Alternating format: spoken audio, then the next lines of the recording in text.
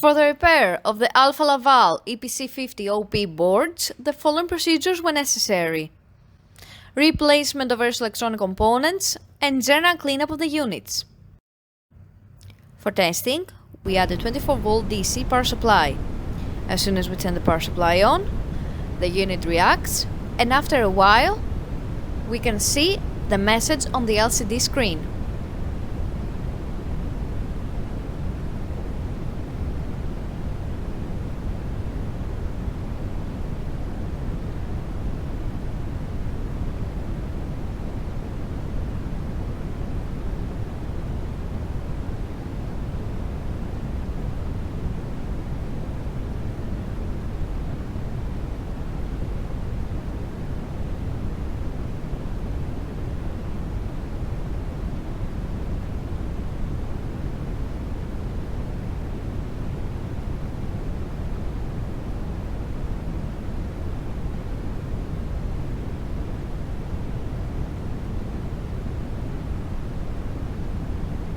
No further testing is possible due to lack of additional units. The same process is repeated for the second OP board.